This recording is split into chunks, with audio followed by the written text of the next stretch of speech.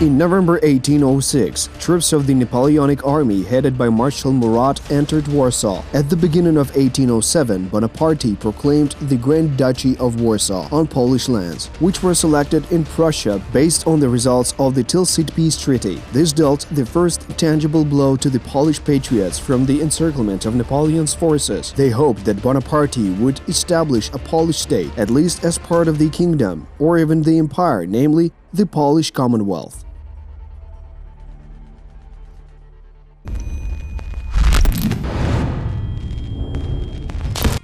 The patriots of the Greater Poland even had their contender for the throne, Prince Jozef Antoni Poniatowski. According to Polish chronicles, he personally presented the plan to Napoleon for the rebirth of the Commonwealth from sea to sea, as suggested by another Polish general, Michal Sokolnitsky. But the fact is that there is no historical evidence that Napoleon personally saw Jozef Poniatowski's plan. Moreover, there was no document that confirmed the desire of the Emperor of France to revive the powerful Commonwealth from sea to sea. For Napoleon, that would have meant turning not just the enemies, Russia and Prussia, but also his allies, Austria for example, against himself. He had no plans to make Poland stronger, not even creating an independent state, not to mention that he did not plan to restore the Commonwealth to its state in 1772. The fact that he did not proclaim the independence of Poland in Vilna was a clear indication of this fact. Moreover, he wanted Lithuania to be separate from Poland. After all, he had absolutely no use for a strong Polish state. Napoleon was hesitant about Ukraine for quite some time, according to historical facts. He had plans to exploit Ukrainian lands with the intention of establishing a semblance of a certain counterbalance to the excessive strengthening of the Polish state. On the other hand, the priority was to exploit the Ukrainian lands and its people with their separatist aspirations against the main rival, namely the Russian Empire.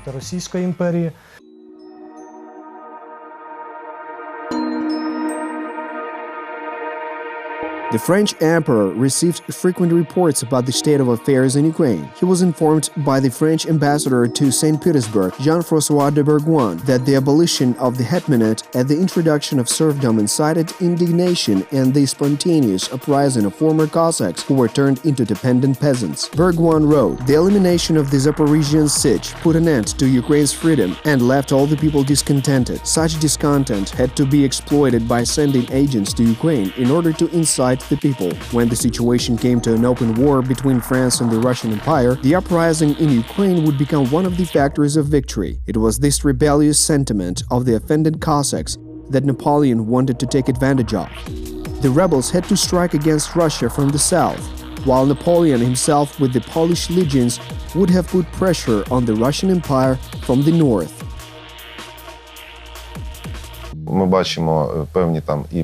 There were certain negotiations between the Napoleonic side and our Cossacks. Napoleon himself was very supportive of the Cossacks. One of his quotes goes as follows: "Cossacks are the best light infantry troops among all those that exist. If I had them in my army, I would conquer the whole world with them." In short, he treated them with respect.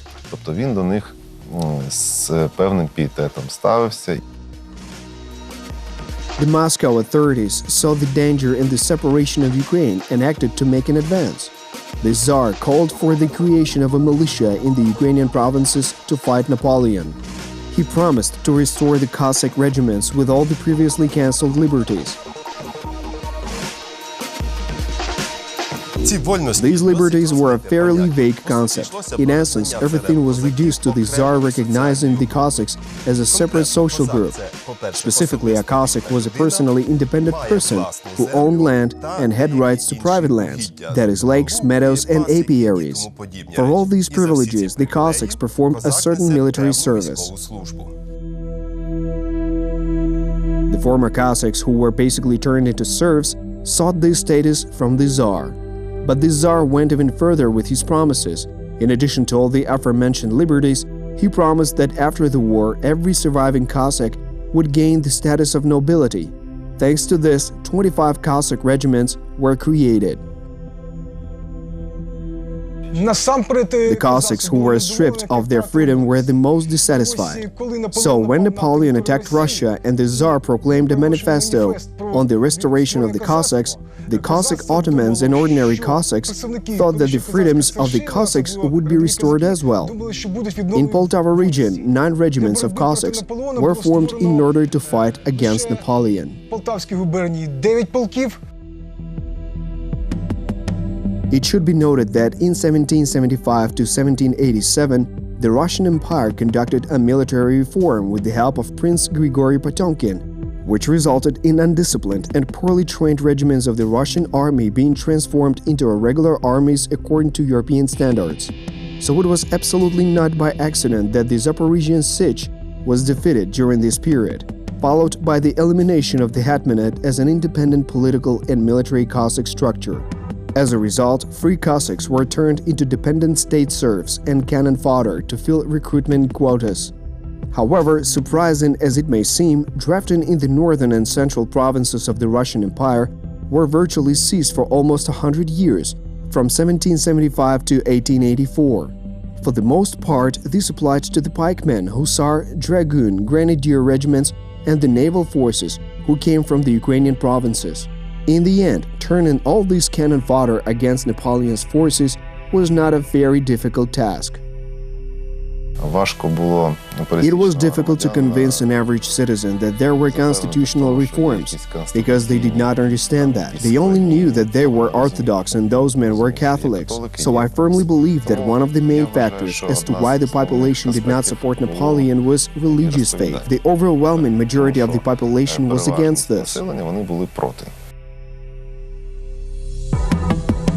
But those were simpletons. Catching the Ukrainian Cossack elite on the orthodoxy hook was very difficult. Most of the former Zaporizhian Ottomans studied in Europe and had visited those countries quite often, so they could easily compare life in Poland and Russia. Emissaries of the Russian Tsar exploited this love for all European against them.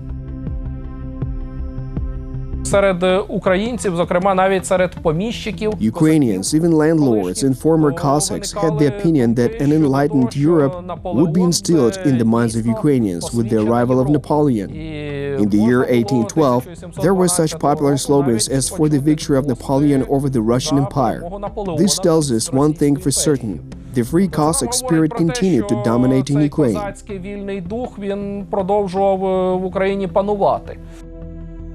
The ideological basis for the revival of the Cossack state was summed up by the governor of Novorossiya and the die-hard and passionate supporter of Ukraine's autonomy, Michal Sokolnitsky. Moreover, he used the concept of the autonomous project as an example. Its author was a person who least expected the arrival of Napoleon in Ukraine, namely Count Vasil Kapnist. The autonomous project was to become the constitution of the revived Ukrainian state within the Napoleonic New Europe. But the historical irony is that Kapnist's autonomous project was used by his worst enemies. Tsar Alexander I used it to achieve the loyalty of the Ukrainian Cossack elite. The Ukrainian gentry saw a grain of a future autonomous Ukraine in the recruited Cossack regiments.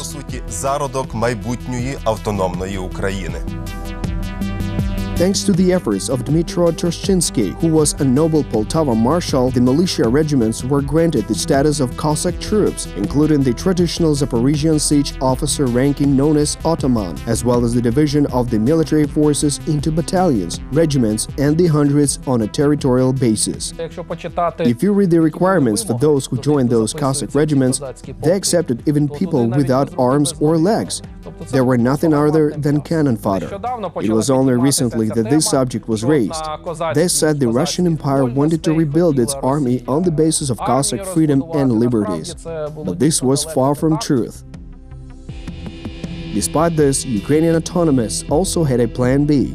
They secretly sent General Viktor Zakrevsky with a message to Napoleon. The plan was very simple. It implied that if the French troops appeared on our territories, the Ukrainian regiments of the Russian troops would switch to their side, even though there was no realistic preconditions for this. Zakrevsky assured the French side that if Napoleon's troops entered the territory of Ukraine, then all the Cossack regiments would support him. But then Zakrevsky was captured by the Poles, transferred to Russia, and exiled to Siberia. The diplomatic game of the Poles was to show Ukrainians in a bad light to Napoleon at the first opportunity. They also didn't shy away from leaking the secret plans of Ukrainians to Russian intelligence agencies. Such operations were not difficult due to the fact that the Poles were evenly represented both in the encirclement of Napoleon's army and among the escort of the Russian Tsar Alexander I. For example, the closest friend of the monarch was the aforementioned Prince Adam Czartoryski. Therefore, the Polish patriots supplied the two warring emperors only with information that would ultimately inure to the benefit of the Polish side. Napoleon did not have any reliable information on whether he could count on the loyalty of the Ukrainian gentry, at the least as much as that of the Poles. And this is not to mention the loyalty of the Cossacks, the bourgeoisie, and the peasantry. So, as history would soon show, it turned out that Napoleon had fairly undependable and vague plans regarding Ukraine. After the failure of the mission of Viktor Zakrevsky, Moscow began acting rapidly and harshly. Governor-General Yakov Lobanov-Rostovsky ordered to change the Cossack regiments staffed with Ukrainians to the status of regular Ulan units of the Russian army. In addition to that, the soldiers were scattered across many different military units in order that they would not be able to support the French emperor in an organized fashion. Cossack regiments played a certain role in the war against Napoleon during the summer campaign. They did not allow him to invade the territory of Ukraine. He only managed to capture a part of Volyn. And when Napoleon was defeated near Borodino, the Cossack regiments became useless for the ruling Russian regime. However, it was actually the Ukrainian Cossack regiments that played a decisive role in Russia's victory in the Napoleonic War of 1812. Soon after, they triumphantly entered Paris as part of the army of the Russian Empire. Moreover, many Ukrainian soldiers and officers received the highest rewards of the Russian Empire. It was justified because the Cossacks almost managed to capture Napoleon himself. It was the victory of Colonel Alexei Lovaisky near Maloyaroslavets, when 6 regiments of the Cossack cavalry advanced on Napoleon's camp, where the emperor himself had been at the time. He witnessed the approaching Cossacks with his own eyes. The chances of his being captured were very real. This had such a strong effect on Napoleon that he instructed his personal physician to make a poison vial in order to not get captured alive under such a threat. The physician then wrote down Napoleon's words, "If anyone can defeat me, it is the Cossacks." Those were the very same Cossacks that tolerated the deception of Russian Tsar Alexander I and obediently went to serve in the Ulan regiments. Why did they refuse to fight for the promised liberties? The answer is simple. Even then, they got more than what they had hoped for. They continued serving in the cavalry and received a rather high status for their services, according to the standards of the Russian Empire. For this very reason, the Cossacks had absolutely no reason to rebel. In other words, the Cossacks fought, died, and then continued to serve the Russian Empire, which reinforced their slave state and placed their children into military settlements. Thus, the Napoleonic period was yet another episode in the perpetual attempts of Ukrainians to regain their independence. But during the Battle of Borodino in 1812, just like in the Battle of Poltava in 1709, all the plans of Ukrainians to have their own state were not fulfilled. But this is a topic for the next episode.